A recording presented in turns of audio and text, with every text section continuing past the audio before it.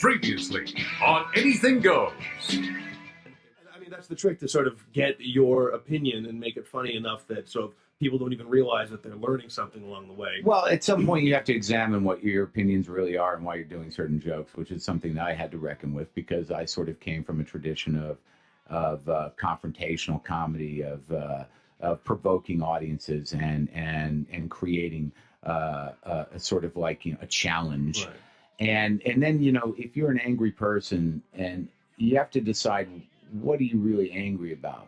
Are you really angry about what you're talking about, or are you just angry? Yeah. And you know, there's something about doing self-righteous material that it creates a sense of self up there that you can walk off and go, see, they're fucking stupid. Yeah. They didn't get me. Right. Or like, you know, like I showed them or whatever. But you know, I think deeper than that with my own personal experience is like, well, why are you doing that? Is that an emotional problem, or do you really believe that shit? And now, let's get to a new exciting show. Good evening, ladies and gentlemen. Are you ready for some laughs? Are you?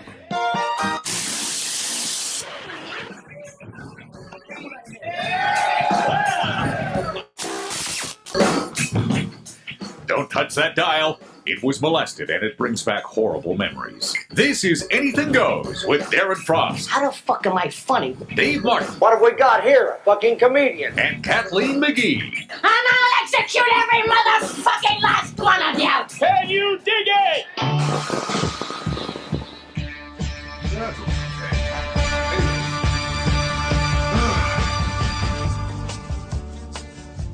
Okay, we're recording? Oh yeah. Oh, sorry, I'm all that crazy kerfuffle and Okay. and funny banter, that back and forth between Yeah. over our computer issues. It was all caught on tape. Great. That's funny. That's very I read this thing about all these phrases that aren't really relative anymore, like even like caught on tape, send in a tape. Right. Broken record player, that all these kids don't understand anymore. But Even hang up the phone. Nobody hangs up the phone. That's true. Yep. Everybody just pushes a button. But they still have little kids playing with those toy old phones, and they still seem to figure it out. I don't know. right, well, there was the old, when you had like a flip phone and you could snap it shut. That was kind of the same satisfaction of like an old slam the phone down. Right. But The I mean, boot is really unsatisfying if you're mad. Like, right, it's the old joke about getting into a fight while you're camping. yeah. You can't slam the flap of a tent to Right. show how angry you are. Like, fuck you. No. There are no bears around here. Now you asked me if I was going to get a flu shot, and I said I'm not 100% sure if I'm a COVID. I'm going to get a flu shot, but we were talking about a COVID vaccine. And what do you think, Jennie? Would you get a COVID vaccine? Yeah, I'll get it. Like, I don't know about you guys, but I used to do like drugs, like when I was young. So I don't understand like how I can be all like prudish, like I don't know what's in it or whatever. Like, it can't be worse Right. than whatever I've done. So if it'll help things along, I'm fine with that. Like, it's Well, I fine. mean, Dave, what about you, Dave? You've done drugs. Would you just blindly? well, I mean, yeah, but this is a brand new drug that's only just been tested. So, Ooh, listen to Huey Lewis. well, I've done never before tested drugs. Yeah. I don't know. I think I always knew my dealers too. I never bought anything off the street. Yeah. Right. No, I'll be dead, so it doesn't matter. Is what I'm getting at. Yeah, and usually the guy that I bought it from also had done it as well. So if he was still alive, then I felt fairly confident in what I was. But what if I could show you a couple articles that your dealer probably dealt to some people that weren't good people? Would you still buy from that dealer? Well, I don't really buy from a dealer anymore. Now I buy from the government, which I guess in turn is me doing the same thing now as going to get a flu shot, because those aren't independent labs. I guess there's independent labs that are making it, but it has to get government approved, doesn't it? Yeah, but they're just guessed at it every year, right? Like there's different mutations of the flu. So they just guess at it anyways. It's a new thing every year. And that would be the same with this, right? Like they're always kind of made and put out in a hurry, aren't they? Yes. Yes. You know, the nature of it, that, you know, you need one, so you make one. Right. I mean, I think it's there's like they'll have like a trial run, but and that they've already supposedly done. Yeah. But then the first people that take it, that'll be the real trial run, and then they'll have a better idea of it. So I mean, well, I don't know if there's going to be a flu vaccine every year that you're supposed to take, and a COVID vaccine every year that you're supposed to take. I have a feeling that that'll probably be it. Right. But I mean, I just think with the amount of like, you know, I mean, Jennie McCarthy and her wonderful tits gave us all this sort of like, she started the whole wave of anti-vaxxers, and even though that every doctor she referenced had been debunked or was proven to be a part of some sort of scientific laboratory that was associated with that doctor that approved that message for that vaccine. So it's sort of like you have these whole waves of anti-vaxxers as well. So it's like, you know, nobody's gonna play along completely. Yeah. I've always trusted vaccines. It's never done me wrong. I don't know anybody that's really been done wrong by a vaccine. I've gotten the flu anyways. I've had that happen. Well, yeah, they've always said that's a possibility. Right. It's not a superpower. No. You know, that guards it all off 100%. Yeah. But I aren't don't know most anybody that was crippled or anything by. No, but you know, I mean, I'm sure there's one or two horror stories out there. Just like, you know, I don't know. Like, maybe a dealer gave you too much stuff that you couldn't walk for a while, but you kept on going back. Right? Yeah, but that's what I paid for. So that's what I'm saying. Yeah. Yeah. But part-time crippled is what you're looking for. Yeah. Well, everybody's looking to be part-time crippled for at the end of a long work week. Long work week. I got to shop. I want to close your parking spot. Part-time crippled. I get it. No, I think now you're abusing your crippledness. Yes. So, and but I don't. It's, you know, you're supposed to take vitamins every day, and there's lots of people that don't do that. You know, you're not supposed to.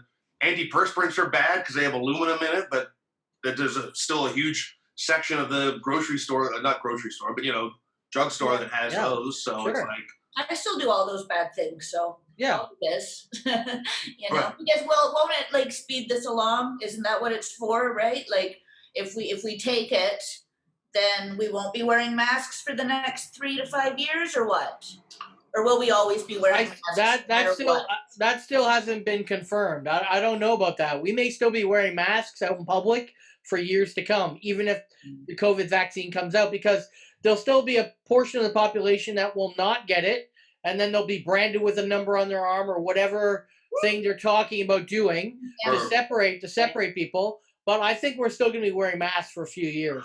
I don't like that. So, like, I don't know. What's my motivation? I guess, okay.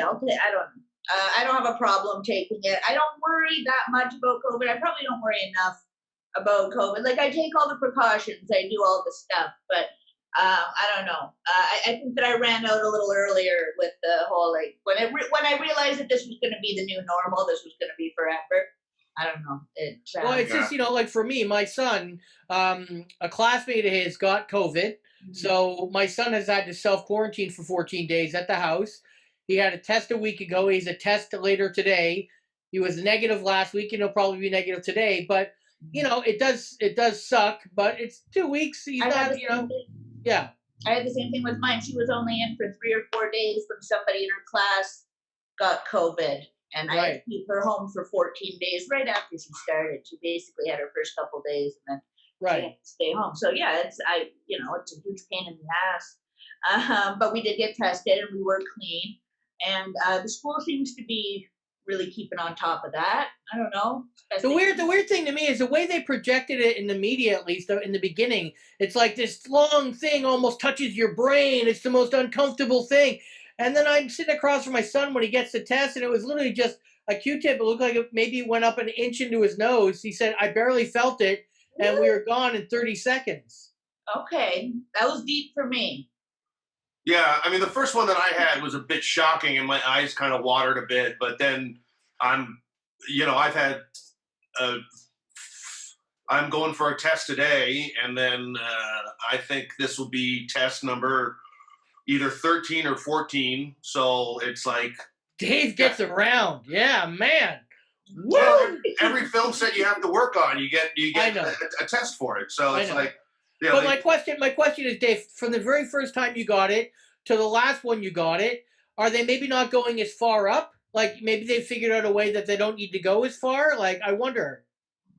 I don't know. I think, but I've had some that are really gentle, and then some that are they shove it a bit more. I think maybe it's the discretion of the person that's giving the test. I got no fucking idea. But as an embalmer, I'm going to bring that up one more time because I was already aware of how far that goes back. Because sometimes I've had to stop them, and the first time it was absolutely shocking how far back that goes. I don't know where I assumed it stopped. I guess I thought it would just stop.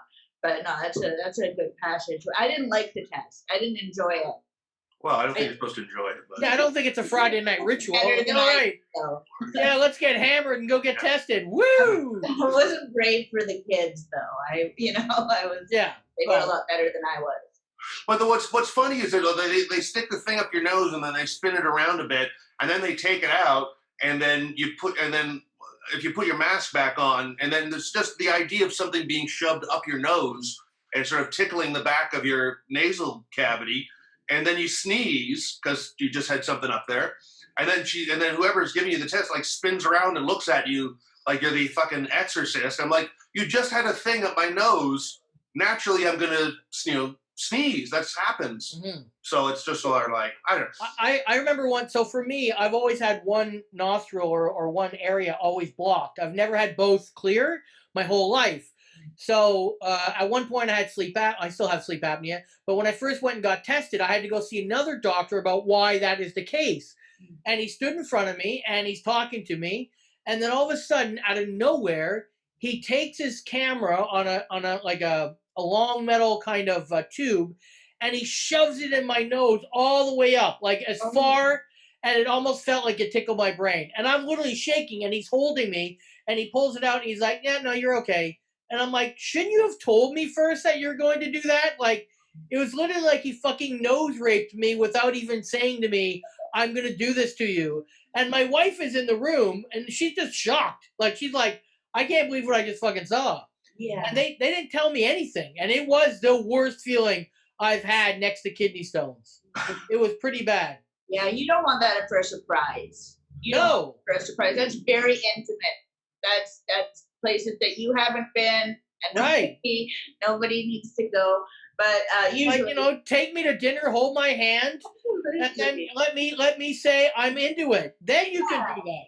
Yeah. When did you find out that you have sleep apnea? Like, if you didn't have a wife or someone that you slept with regularly, right? How long do you think you could have lived your life without knowing that you had sleep apnea? I'm going for a test, for like a sleep study test in a little while, because right. First of all, you're lucky because in Toronto they're pretty on top of it. Like in other areas like Barrie, it's like a 6-month waiting list just to do that sleep test. But to answer your question, I knew I snored and I knew that I was waking up tired. So that's the sign right there. And I knew I should have gotten tested. And that's when I started to think, okay, I'll go get tested. And then when I did, so the way it works is it's based on how many times you wake up per hour. And then they'll tell you whether you're in sleep apnea. That's one of the big things. And it turned out that I woke up 45 to 50 times an hour. So in reality, I never actually slept more than a minute at a time. I kept on losing breath. That's when they're like, yeah, you're sleep apnea. This is the one, when the guy, it was a small guy, does it for a living. He puts all the electrodes on you. They're not supposed to tell you. You're supposed to get the information from the doctor. But he literally came in the room the next morning and said, like, he had this look of like a ghost. He said, I can't tell you anything, but I will tell you this. I've never measured someone that high. Was he holding a pillow right above you? And did he say, do you want to sleep forever? Yeah. Do you want a good sleep? Yes. You haven't probably slept in 30 years. Do you want, yes. Want to go now? And then he assumed my identity. He's going to kill you. Then he assumed my identity, and you are now talking to that person. Nobody would assume your identity. No, trust me. Even 10 years ago, nobody wanted it. No. But anyways, it was bad, and yeah, it's a real thing, and I think my wife has it now. The main thing is if you wake up after like an 8-hour sleep and you're still tired on a regular basis, you probably have sleep apnea. She should get the sleep apnea vaccine. If you gave it to her, how dare you? I know. But so is it just a matter of just waking up tired? Like, because I wake up tired every day. Then you probably have sleep apnea. I'm sure I have it. And I don't wake up tired, but I don't know. I didn't snore my whole life. Nobody's ever told me I snored. I put on a lot of weight this year. That's the thing. A lot of weight, and that'll do it, right? Yes. But in our last apartment, it was a basement apartment, and the girl upstairs, or my landlord, she started complaining to me that I was like shaking the house with my snoring. Right. It's the first I ever heard of it was in January, and I don't want to know. That's probably not a good thing to do, but I should go get tested. Yes. Because I'm sure that I probably am if it's that bad. And I asked the kids, and they were like, "Oh, fuck yeah!" Like, you know. But yeah, just the last few months, really. But yeah, it's apparently a sudden. I feel fine when I wake up. I don't know about it, but every morning I would get texts from her like, you know, "You were sleeping again last night." I was like, "I'm sorry." Like. Yeah, I sleep. I'm sorry. You know. My father had it, and we knew it was bad. And before he got his sleep apnea machine, he'd leave the window open in the summer because we didn't have air conditioning, and the neighbor would leave their window open. It was only about a 6-foot gap between the houses, and they left their window open to like one of their kids' rooms, and my dad snoring scared the children next door. That's how loud it was. Wow. And so he went and got tested. He's had a sleep apnea machine for 30 years now, probably. And he said it's like night and day. Every person I've ever met that's had a sleep apnea machine, like Howard Dover, Jean Paul, all these comics, they say it's night and day. Because it wasn't discovered, right? It wasn't discovered much more before 30 years ago. Yes, yeah, right? That's true, yeah. Yeah, I like that in the Roseanne reboot where, Dan and Roseanne both woke up in bed and they both had their sleep apnea meds. Yep. Because, everybody's parents have them pretty much, I guess. Like, it seems to be when, not if. Well, I mean, what now? But okay, so if sleep apnea has only been a thing for like 30 years, or just the idea of diagnosing it, right? Because then probably my dad has it because I remember him being a horrible snorer. Yeah. And I just keep on thinking like the amount of people that have just put up with someone snoring over the years and never been like, "Oh, you're a snorer. I'll just have to get used to this." A lot of people died before they knew about it. It was they died in their sleep. Syndrome, right? Like spontaneous for no reason. But if you got to go in your sleep. I think so. That's why I don't want to get tested. I'm like, that sounds fine. That sounds meant to be. I don't know. Well, if I can be asleep while having sex and then die, that's the way. Yeah. Right. Well, yeah. You don't want to like pass that up and then die horribly, right? Yeah. Right. Right. If you gotta go in your sleep, or at least go in your sleep. Yeah. I just keep thinking that it's. I mean, okay. When Jennie, when people told you that you did not snore, were those usually guys that you've slept with? I feel like I would have known just my parents or sleepovers or anything. Right. Like somebody would have said something. Oh. But yeah, I gained like 100 pounds in like a year and a half, and that is. Weight is a huge factor. Yeah. So I've lost 40 pounds, and my wife says that I barely snore anymore now. Really? Oh, okay. I guess that's most of it. But it's not always big people either. No. But I was surprised. I thought it was until I saw a few, small women in their 50s or something. Like it seems to be. We should probably all be sleeping with those machines, but. Well, I mean, that's what the machines want. That's what the machines want. Yeah. Big machine is after. Yeah. We can just sleep all the time. But I'm like, how big is the machine? Because I toss and turn a lot, and I would worry about getting the thing wrapped in my neck, and then I just choke myself in my sleep. I would hate it. I'm sure. So Anyway, so the machine is about the size of a small toaster. Okay. And actually, maybe they're about the size of a clock radio is a better analogy. A little bit bigger clock radio, And yeah, the tube is about 6 feet long. And so you're always kind of trying to sleep on the side that's beside the bed. Right. You can kind of turn over a bit, but it's kind of uncomfortable. And you just have to retrain yourself to sleep with this thing on your head. Now, there's different versions of it. There's one where it covers the whole face, and that's not so bad. For me, the one where that just shoots air up your nose all the time, I couldn't handle. It was just too much. See, I remember I did my own sleep study with Darren Frost in Los Angeles when he slept on the floor. Yes. And Darren snores very loudly, and when he slept, he would actually cover his face like this. Yes. And as if he was so used to getting woken up by someone hitting him in the face. Yes. And I just thought, well, that's a product of having kids, I guess, of just slapping your dad awake to get him to feed you or something like that. But I just thought that was the most, it was just like... Sleep in the defensive position. Well, it's also, you know, what happens is it's easy with sleep apnea with no kids because you go to bed and you don't wake up again until you want to get up. Yeah. But it's really hard when you're up, especially with the health problems my son's had. I'm not complaining, but I was getting up 4 or 5 times a night for my kids. It's hard. It's a hard thing to keep putting that mask on and then trying to fall back asleep with the mask on, taking it off, going, dealing with something, putting it on. So I kind of fell out of favor with my sleep apnea machine. I should get back into it. And my kids, yeah. No, I mean, do they have designer masks? Like, can you get like one with like a bedazzler or a cosplay? Or are they? I don't know, Dave, but that's a great idea. You could make a lot of fucking money with that, and I'm not even joking. Yeah. Well, you know, if you, that was the. Yeah. Normalize it, right? Just you know, everybody should have like this. It's not so much it's a cover that goes over the mask. That's what you could sell. So you could have like a leather one for them in the S&M, and they could just unhook the tube and then just come at them with this fucking looks like thing a ball on their gag. face. Yeah. Oh, so there's a one that shoots air up your nose? Yes, it's like 2 prongs. It just goes inside your nose and it sits over your nose, but almost the size of like a clown nose thing. I don't okay. So, I mean, could you have one that, like, if you wanted to catch, like, a solid, like, 20 minutes, it could shoot something up your nose to put you asleep. Yeah. And then, like, a half an hour later, it shoots something else up your nose, and that wakes you up. So if you have, like, a 40-minute sort of subway ride, then you could just sort of, like...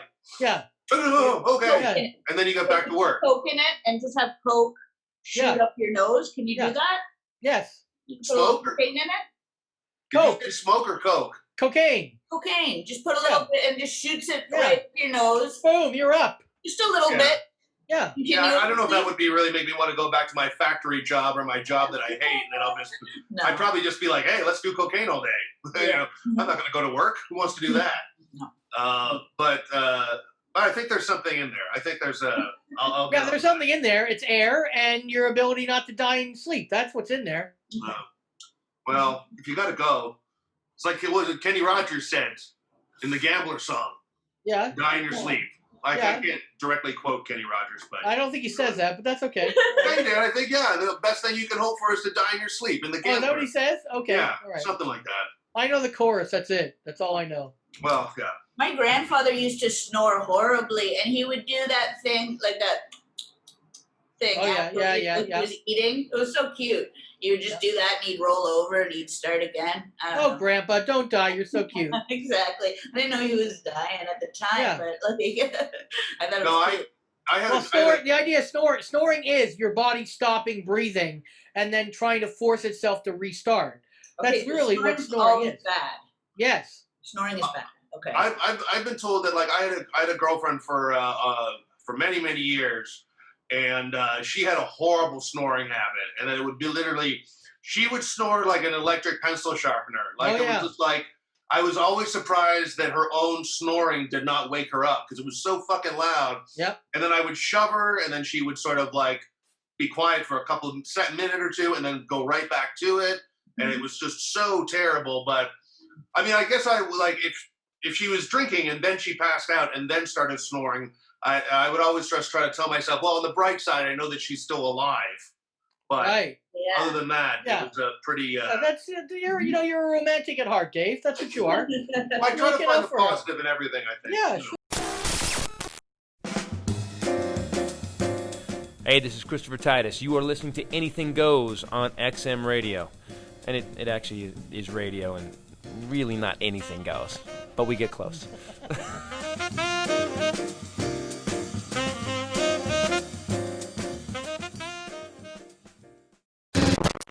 Sure. The one thing I wanted to ask about, because before shooting this, we were talking through Messenger, and I brought up the idea of guilty pleasures. And I know you had an actual podcast at one time, Dave, called Guilty Pleasures. I sure did. Yeah, and so I know you probably talked a lot about this, but Jennie, you said you have a guilty pleasure, which I find very interesting. And what is your guilty pleasure? Oh, I've been watching every episode of Dr. Phil since the year 2000 when it started. I don't think I've ever missed an episode up until this year because I haven't been able to figure out how to watch it on the internet.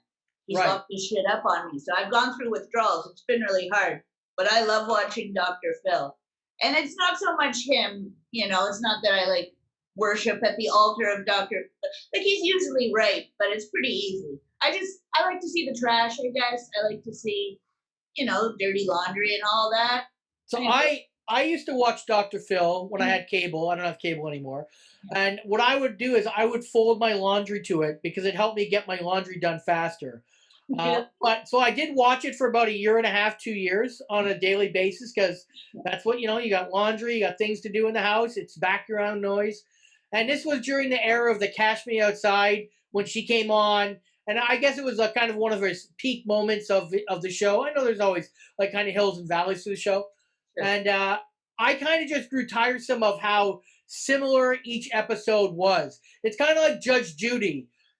Judge Judy, there's really only about 6 cases, and they run them all through, and then you're like, oh, this is a celebrity. The guy from the Sex Pistols, Johnny Rotten's on this one. Okay, that's cool. That's fine. But Dr. Phil, it seemed like he had about 12 different episodes, and that's it. Yeah, it's true.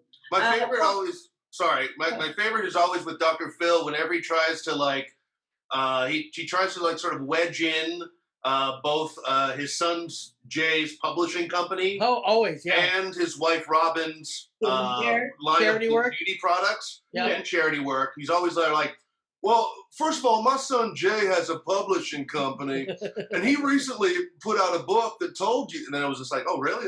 You just happened to name drop your son's publishing company that I'm sure you have a stake in as well. And it was, my wife Robin, she has some beauty products. We're going to give you a whole supply. She'll take the last 20 minutes of the show on her damn questions. Oh, yes. And she's had so much plastic surgery. She looks so medically fragile.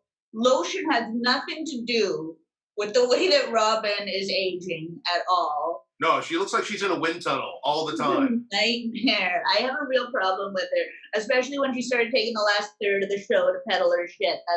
That's when I reached my threshold. Yeah, isn't there a family you can fuck up? Give me back that 20 minutes. Exactly. I find if you PVR the show, don't tape it, PVR it, you can just basically watch the first segment and then the last segment. Yes. And then there's a whole 40 minutes of shit in between. Yeah. And it's just stringing you along in between. And or you can do now, if you can find versions on the internet, you can actually set the speed to double time. So Dr. Phil speaks at a normal level of speed. Yeah. Right. Yeah. So instead of my son Phil, it'd be more like my son Phil. He's a good guy. He does this. He does this. He does this. So he sounds more like this guy's trying to sell you something. It's kind of funny. Yeah, or a South Park character doing the show. Yeah. But he's got some good little catchphrases. He does. It's so funny. People always talk about the qualifications of Dr. Phil, which you can always debate what qualification. If you're just a good listener and you can give good advice, what qualifications do you need? But first of all, he's not a doctor in California, so that's why he always gets someone else to come in and take care of you. And he went to the same university as Don Henley and Stone Cold Steve Austin. So, he went to the not the University of Texas, of North Texas. So it's just his qualifications are questionable. But if you're a good listener, what's the big deal? He's just giving you common sense. He's just saying what you probably must already know. He doesn't have a lot of, where they look back. Like he doesn't check in on his guests. Well, no, there's very few follow-up episodes for a reason. Because if you start deep diving on the internet, you'll realize that a lot of people are either not upset but regretful they went on the show. It didn't really do anything. It's a very similar kind of pattern to all these shows. Ones that were mean. I think that he tries to maintain some kind of a standard. He's not Jerry Springer, but I've seen ones that were in poor taste. He had Shelley Duvall on. You remember, from The Shining? Yeah. And she's schizophrenic and she looks horrible. She's gained so much weight. She doesn't make sense. She's terribly schizophrenic. Is she single? Well, yeah, she's single. She's single. One of her is. One of her is, yeah. That served no purpose. He tried to talk her into going into treatment and it didn't work. And she just wanted to warn us about aliens. It was sad. Like, it wasn't okay. Or he had one with a kid that he kept talking about was addicted to video games. Mm-hmm. And he kind of made him out to be a spoiled, rotten kid. But the kid was obviously, like, autistic and having real problems that the doctor was kind of, and that family was pissed off. They were like, that was... Well, I think we should just take a hammer and smash your hands. Yeah. Video games. Boiled. And that would be a good idea for you. I always love when he wants to be cool to a young person. That's when he'll also bring up his son. Well, I don't know if you know, my son's in a rock band. But I'm cool. I'm okay with that. It's a cool rock band. Yeah. I'm a cool guy. I can tell you what you need. Look at my son. My son's in a rock band. Well, my son, he's into erotic asphyxiation. He puts a belt around his neck and he turns off. I'm okay with it. I'm okay with it. You're okay with it. I mean, he told me about it and I said, well, you can do what you got to do, but I should be in the room. Now I'm in the room and I watch him masturbate, He comes like a fire hose. It's incredible. I think I'm going to try. And my wife, Robin, She's got a cream for that. She's got a cream that helps him out. Come on out, Robin. Bring my rock and roll son out here. Let's show the kids how it's done. They're called the jerk-offs. But there's a whole culture of these shows. Dr. Drew Rehab, Celebrity Rehab House. I mean, there's a decade of these kinds of shows. Yeah, I have a problem with Dr. Drew. I think he's really feeding into, the Celebrity Rehab's the worst one because people are addicted to fame. Right. And you never reach the top of the mountain in fame. You can always get knocked down. You just there's no cure for it, other than just being happy to be yourself, I suppose. But it's just like I think if I think if someone has a real addiction, I don't know if going fishing with Gary Busey is going to help it out. I don't think that's right. Or going off horseback riding to someone who's addicted to social media or crystal meth or something like that. I don't know. I just they don't get better either. Dr. Drew's people don't get better. Right. And it's sort of like he's in the business of people coming back to him. Yeah. So of course he doesn't want people to get really that cured. But that's the argument that they don't want to cure cancer, right? Right. It's like the big business doesn't want to cure it because then there's nothing. It's recording now. Oh shit. Get that. Hi, I'm Christine Von Hagen, comic extraordinaire. You're listening to Laugh Attack. No. Shit. Hi, this is Christine Von Hagen. I'm a comic, and you're listening to Anything Goes with Darren Frost, also Kathleen and Dave, on XM Radio. Lucky you.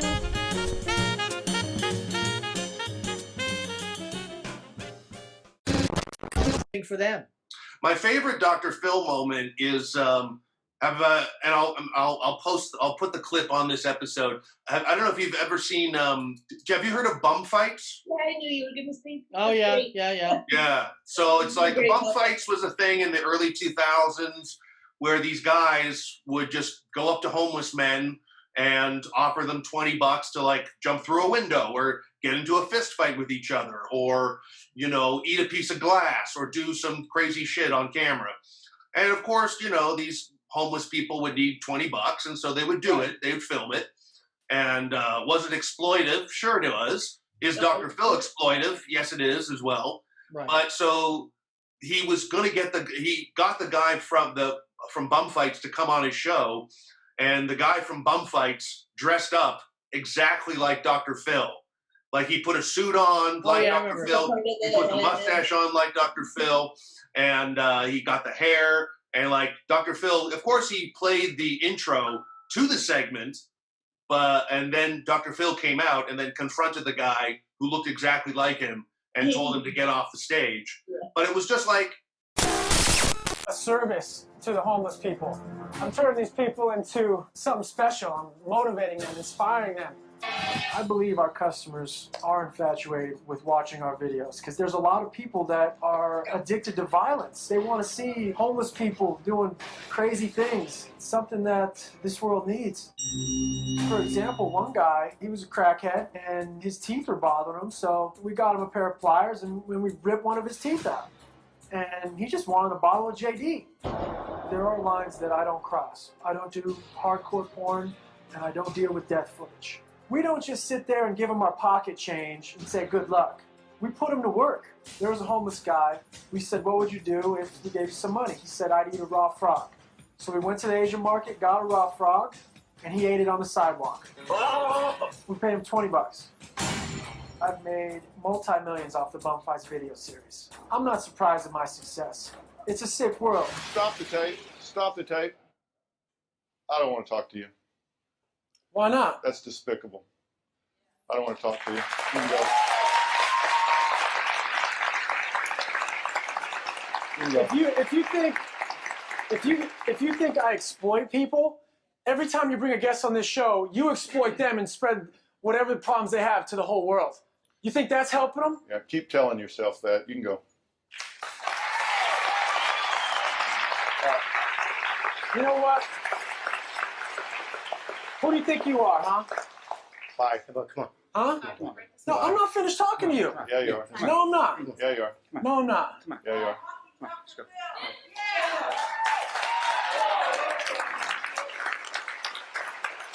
Sorry, but I just watched that footage, and that is absolutely despicable, and I refuse to publicize that. I'm just not going to. He clearly could not have a serious dialogue about this ridiculous topic. I think what I saw on these screens is absolutely despicable. I think it's deplorable, and I think it is an insult to my intelligence and those of my viewers for somebody to stand up and say, I'm trying to help people by doing this. Even in that moment, it's like, Dr. Phil, you knew this guy. It's not like he was blindfolded. It's not like Dr. Phil was blindfolded backstage, and as soon as he went out on stage, then he saw the guy. So it's like Dr. Phil wanted to still have a moment on TV. And it wasn't based on the guy's answers to questions where Dr. Phil finally went, you know what? I thought this might be a waste of time.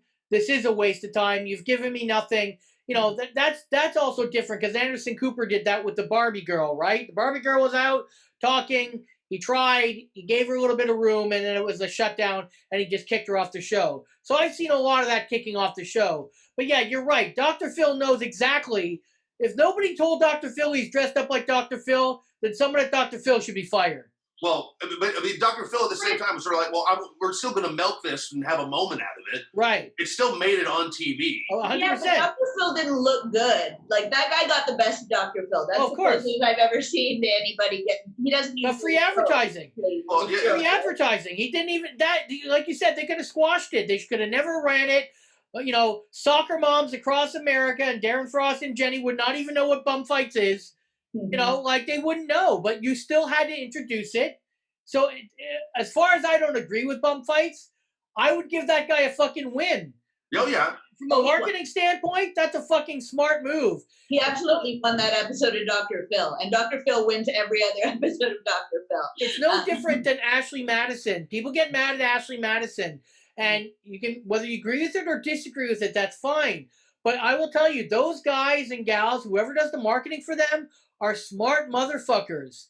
But the way that they get so much free advertising, like they'll find somewhere that wants to rename their arena, and they'll put a bid in to call it ashleymadison.com arena, and they'll be serious about it with the money, and then the fucking press will get onto it, and they'll get all this free press, and they'll shut it down, and they never had to spend a dime.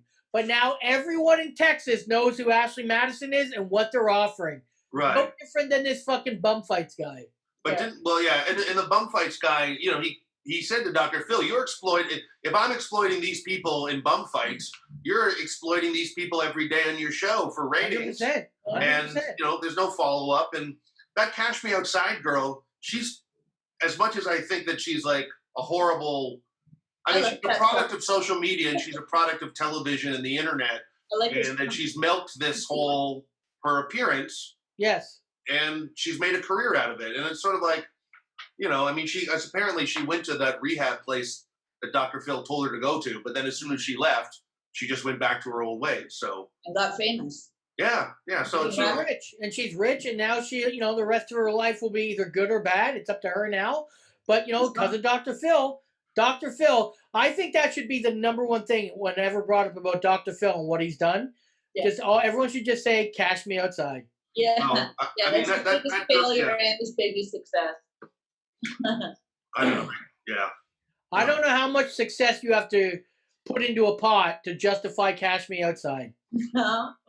I mean, but you know, who knows? I mean, has anyone checked in on Honey Boo Boo lately? I mean, I don't know if I've tried a few months ago. She lost some weight. She's supposedly looking better. Yeah. But I mean, I was so against that show. Yeah. I'm like, people used to really not like my comments on Miley Cyrus when she was under 18. And my point always was, with Miley Cyrus, I never blamed Miley Cyrus. I blamed her father and her parents, especially her father, because her dad was in show business and he knew what show business was and what they would and could do. Yeah, he ran her. He was right. Right. And so, you know, a 14-year-old on the cover of Vanity Fair in a sexy outfit, I don't agree with, and I think it's wrong. I also thought Honey Boo Boo, that show, and I said it on one of my DVDs, it's just a fucking horrible, horrible show that you're fist fucking the dreams out of a little girl. That's literally what you're doing, because she's not going to have a normal life.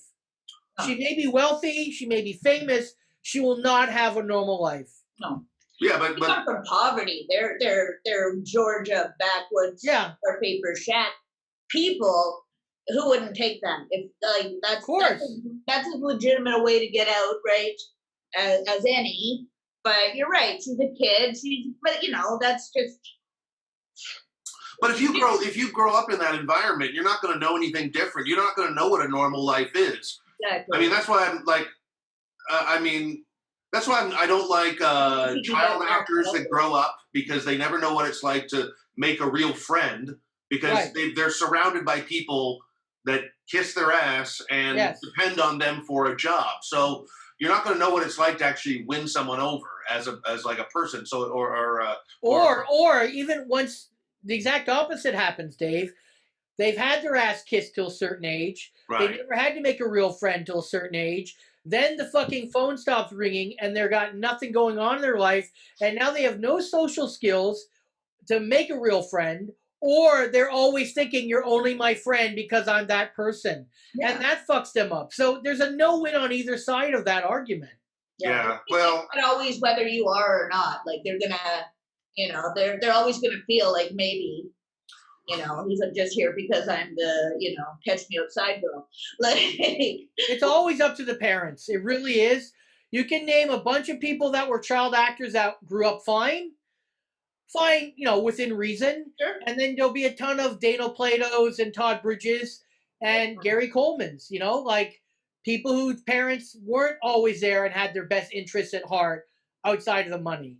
You know, there's always going to be that. I have mixed feelings about Drew Barrymore, but she's really, like, she was doing cocaine at 10 years old. I've never heard of that. I've never heard of that from anybody else. It's crazy. And she's really, I didn't used to like her because I don't know. I don't like women that act like babies. It's just what she did for a while. But you know that. Oh, I love that. Oh man. You like that though. You like it though, but I don't know. You know.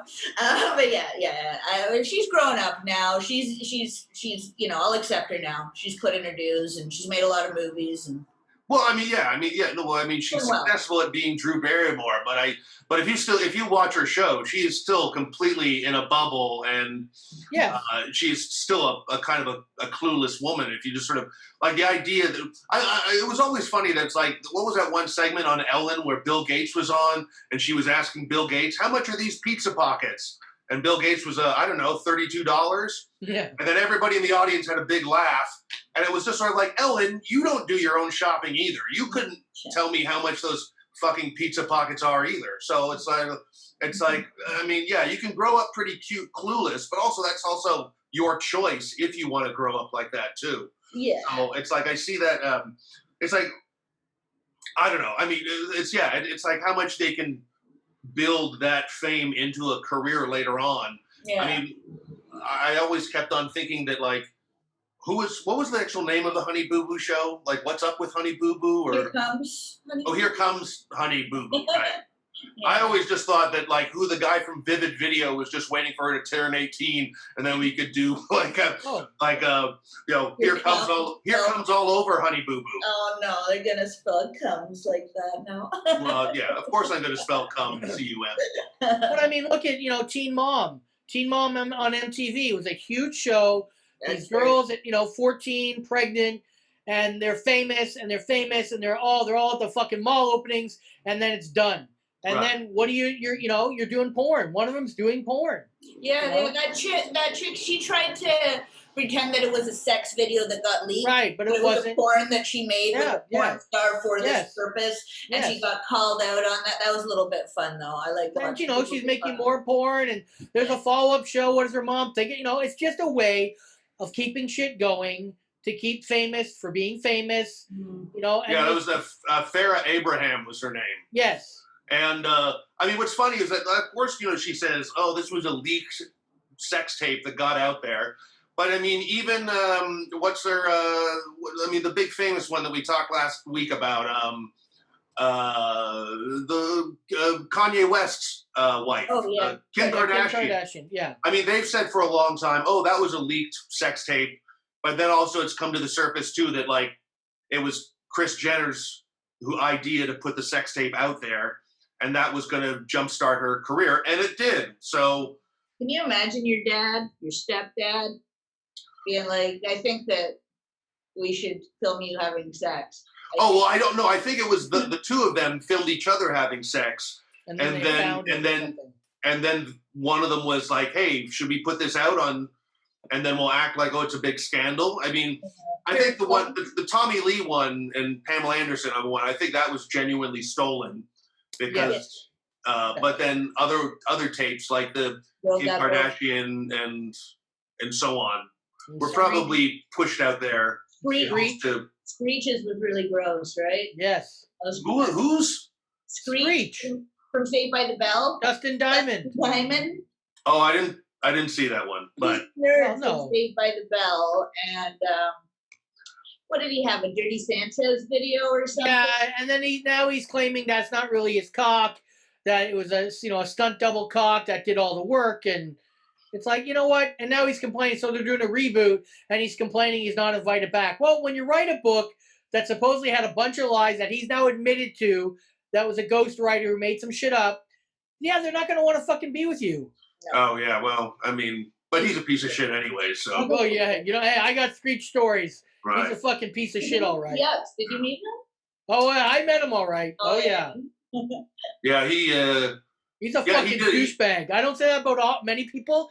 He is a fucking douchebag. I love that show when I was a kid. I watched that show every day. I don't know. That was completely unrelatable to my high school experiences. Oh yeah. Well, if I was on that show, I'd be stuffed in a locker. Sorry? I said it's a show about teenagers for kids. Right? Yeah. But how old are you, Jennie? I'm 38. I was the right age. I was a little kid. I'm younger than the actors. I was a little kid watching 15-year-olds that were 20. And it's like when You Can't Do That on Television came out. I was too old for it, but I got why young kids watched it. I wish I could watch it through those eyes. It's like watching the new Star Wars movies. If I was 9 or 10 years old, I probably would think they're fucking kick-ass. Now I watch them and I'm like, they're kind of lame. But, watching it through a different set of eyes, I wish I was 9 years old watching Saved by the Bell and still saying he's a fucking douchebag is what I would say. Yeah. Fucking douchebag.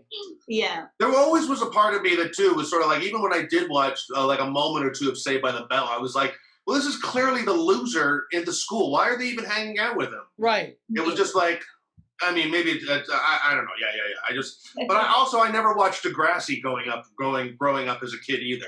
That was just unrelated to me too. Me either, yeah. I have a friend that watched the OC. You know that one? Yeah, and we were too old for it. You know, we were adults, and I couldn't figure out why she was still watching this shit. And I used to like bully her about it. And I would say it stood for old children because it was all 25-year-olds on the show, right? Being 15 with the 5 o'clock shadow, and I was like, I don't understand how you can suspend your disbelief. Well, I mean, we all did. I mean, look, Ralph Macchio was not really a young teenager when he did karate. But he's special though. He's still got the baby face. Sure, yeah. He's got some Dick Clark injections that he's taking on a daily basis. So some liberal tears, I guess. Have you guys watched Cobra Kai? Have you watched it, Dave? No. Yes. I watched all of season 1 and a lot of season 2. So I thought it was a great series, and I think if you don't even know Karate Kid, you could still watch it. Oh yeah. But if you've seen it, then it just every once in a while they throw enough of the old show back in to be like, oh right, yeah, that's what this is about. And I mean, but yeah, so some of those like shows. Well, 90210 was the one show that I was in high school, and the actual characters were in high school while I was watching. So I do remember.